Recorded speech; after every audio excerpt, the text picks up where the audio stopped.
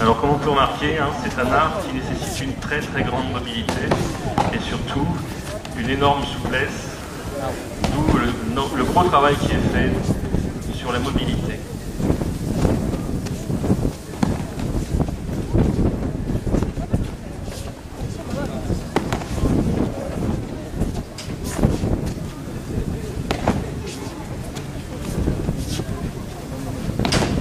Alors contrairement à ce qu'on peut penser, la chute n'est pas complaisante, c'est avant tout pour se protéger. Si on ne se chute pas, eh bien on se blesse.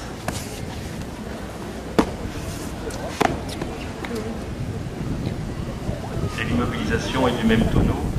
Si on ne subit pas correctement, on se blesse aussi. Donc, cette pratique est de faire pratiquer des gens de tous âges, les jeunes avec les vieux et les femmes avec les hommes. On ne peut pas vous présenter d'enfants, mais il nous arrive souvent d'organiser des démonstrations où des enfants pratiquent avec des adultes sans aucune difficulté.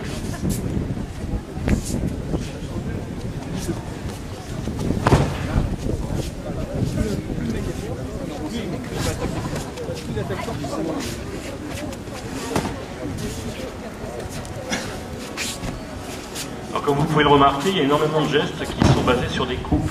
Tout simplement parce que l'aïkido a été conçu par un homme qui au départ était un kendoka et qui est un guerrier.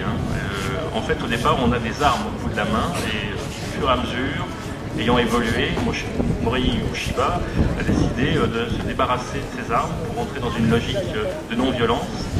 Et donc, on est passé d'un art de combat au départ.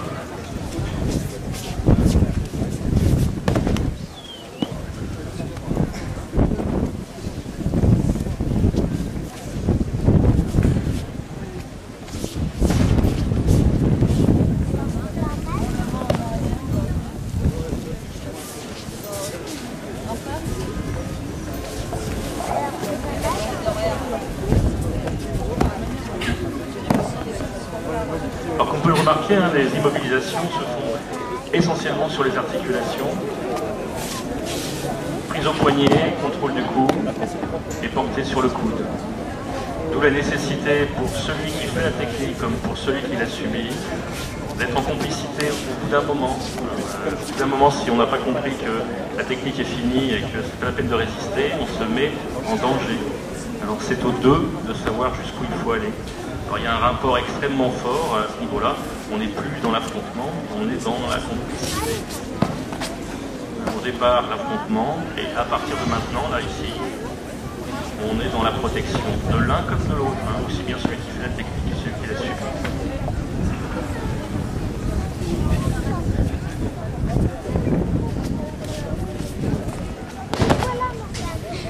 Là aussi, vous avez remarqué, la chute, c'est avant tout pour éviter de avoir le poignet.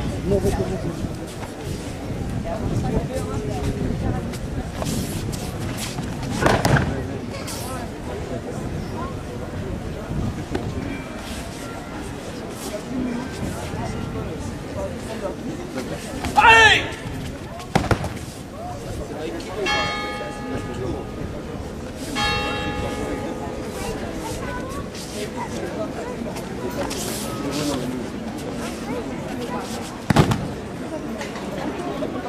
Alors la pratique des armes dans nos cours n'intervient que sur une petite pratique d'armes et la qui suit la dernière heure est une application de ce qui a été vu aux armes et à main.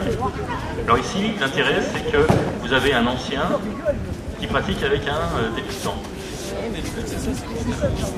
Avec effectivement tout le problème qu'il peut y avoir de compréhension, le débutant n'étant pas éduqué, mais le travail de l'ancien est de veiller à la progression et à l'intégrité des débutants. Et puis, je sais qu'avec lui, je peux mettre un petit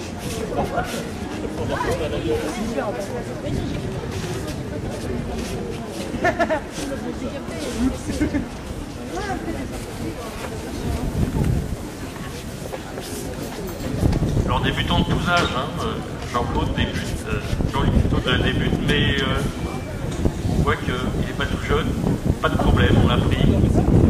Et il a fait d'énormes progrès l'année dernière en termes de souplesse, en pensant qu'on a un sabre au bout de la main. Ici vous avez le pokel, c'est-à-dire le sabre en bois, qui est le moyen d'avoir une étude de ce qu'est le sens même de la X.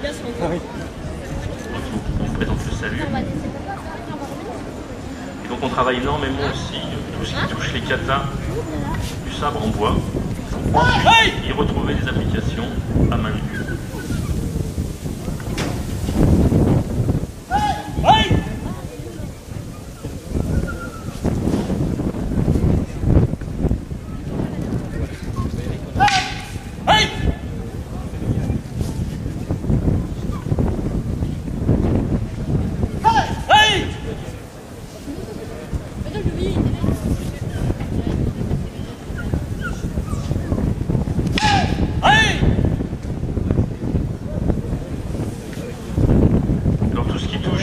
Cette démonstration travaille sur le sens qu'on appelle l'irimi, c'est-à-dire l'entrée et la capacité à prendre la ligne de force de l'adversaire.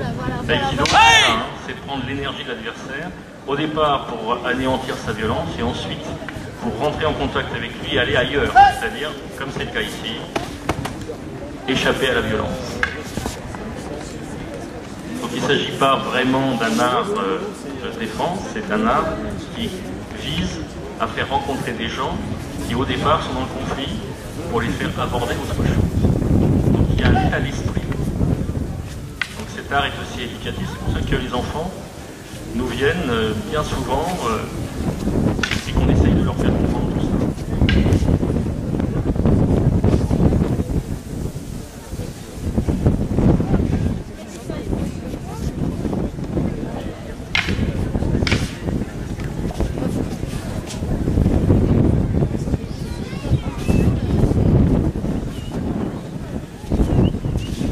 Donc ici vous assistez à un kata ou l'échappement, on est dans le irimi, mais voilà, le contact. Lorsqu'on comprend que le contact ne va pas aller plus loin, on s'arrête.